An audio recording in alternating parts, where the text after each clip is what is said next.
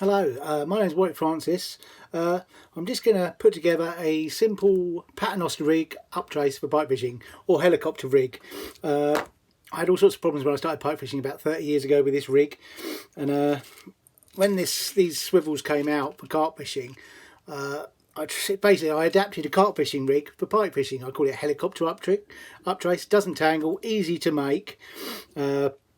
Never lets me down. It's ideal for live baiting. I fish it under a sunken float, and then I put one of these floats on top of it. If you want to see how I fish the rig, I did a video the other day, river pike fishing too. In that I said I'd show you how I make this rig, and I'll stop waffling. Now I make it. Simplicity itself. Right, years ago I used to use titanium single strand. It let me down a few times, so I stopped using it. Nowadays for up traces I use fluorocarbon. I've got three types of fluorocarbon here. If you want to be safe, 0.81. Probably, 0.6. I've never been bitten off on an up trace, fluorocarbon up trace. This will be easier to knot, so I think I'll go with this. I'm pretty sure all fluorocarbon comes from the same factory, the Seagull factory. Different brands sell it. As for a length, probably best to make it a bit longer than you want. You can always trim it down. Sometimes if you're fishing shallow rivers or something, you need to adjust that. Right, I've got the components I'm using down there. The beads and that I get from a craft shop. Gardener swivels, what they call it, quick lock swivels. They got a long swan neck. They are actually very good. Helicopter sleeves. They're the sunken floats, the ET ones, and that. If you look in the video, you'll see how I rig that. Anyway, firstly, I will put on the large swivel. I've got a collection of swivels here. It's worth getting quality swivels. You don't want them to go on you. Right, I'm just going to tie a grinner. You'll see why I'm actually using the larger one at the bottom in a couple of seconds. You could tie this on the bank. I think you're better off tying these rigs, tying them at home. Don't rush them, and put them in a little pouch, take them with you. Alright, I'll snug that knot down. Fluorocarbon, you need to be quite attentive with your knots. You don't want them slipping. Grinners don't slip. Just to be safe, I'll blob that down.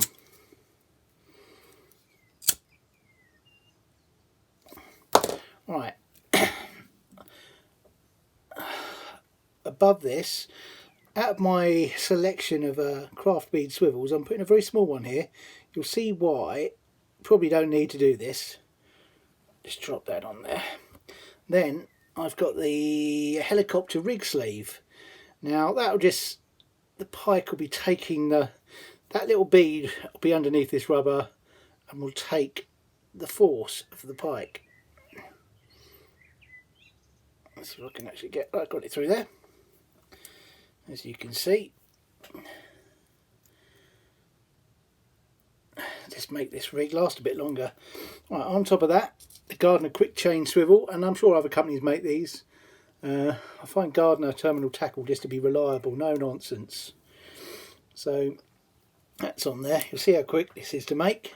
And another bead. You could buy some green ones for like $5.99, or you could buy a lifetime supply of these beads from a craft shop, and different sizes. Alright, that's on that. Then I use a small swivel. You don't really need a small swivel, but it just makes it look a bit tidier. Again, a grinner.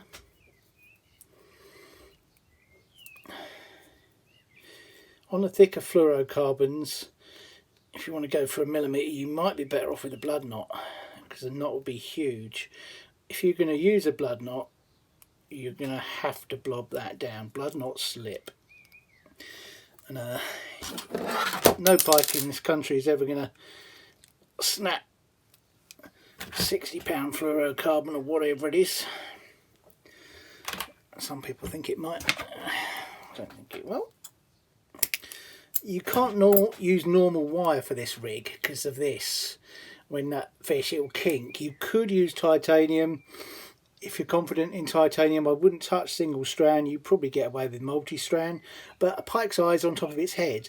This trace will be in its line of sight, and but they cannot. Fluorocarbon is invisible to fish. A lot of people don't believe that, but if big game anglers bring in their lines, clean algae off it and put it back out there fishing for tuna and big game, I'm going to take their word for it. There's no reason not to believe them. You could use heavy mono or something, but I like fluorocarbon. So the swivel stays in position. You could actually adjust it so it rides up if you want a bit more movement.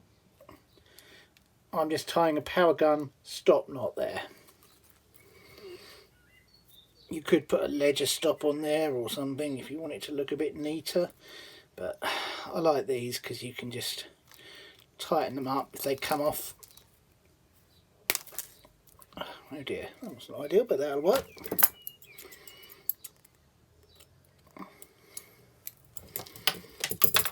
Right, that is your rig finished. Now you can use this for straightforward paternostering on rivers, lakes. Also, I found it to be a very good trolling rig. You can just throw it out the back of the boat. The depth is going to be, it's going to find the right depth, because above this you've got one of the ET sunken floats. Above that you've got another float to a stop knot. I set that a few feet over depth for like a visual bite indication. But to be fair, you could actually do without that on some waters. But I find it a very efficient trolling rig, and I've had hundreds of fish on it. On the fishing on rivers and lakes. I'll show you at the end of the video. I'll show you a brief bit of how I actually go about fishing it, and I'll show you a couple of better fish I catch on. Right, there you got your swivel on there. To affix a trace, I've got another video on how I make these traces. It's imperative to have the rubber sleeve. It's another carp fishing item, and you just hook your trace over the swan neck, pull your bit of rubber down. That's never going to go anywhere.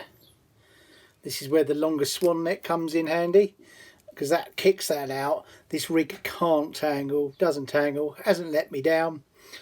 You can see the orange float. I've got a sunken float underneath it, so I don't have to worry too much about the depth. And that's going down to a 0.6, 0.8 fluorocarbon to my net, and there's a pike in there. Not huge fish, but it's out of a quite chuffed actually, because I haven't had a pike on a live bait for a little while, and I was just about to move when that went. It's quite surprising. Like, you can have a dead bait in a spot for an hour or two, and I moved the dead bait and I moved the live bait into that spot, and it went within 5 minutes. And then we'll have a look at this rig before I put it back out, because that rig's caught me hundreds of fish. I used to have all sorts of problems with the Paternoster until I came up with this, and it doesn't tangle, it doesn't let me down, catches fish, it's very versatile.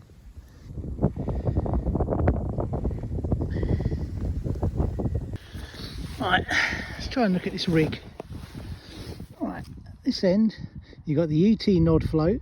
You've got an ET sunken float there. Don't even think about using these clear plastic ones. They'll last you 5 minutes. That's made of foam. I've got two different sizes. That's what keeps your bait up. Then you've got your fluorocarbon up trace. I used to use titanium till it let me down. I'll not use it again. I checked these fluorocarbon traces. This is an up trace, not a bait trace. So far I've not even found a tooth mark in it. I've been using it for 5 years. That's the business end of this. You've got a helicopter with a bead, another bead, power gun stop knot, and we've got a lighter fluorocarbon leader down to the lead. This trace, I've only got one treble in there because I'm using a small bait. Now the only thing that's a bit different, I've never seen anyone else do with this, is the way I've attached that. Hopefully you can see that. So when you put the rubber down over it, it kicks it out.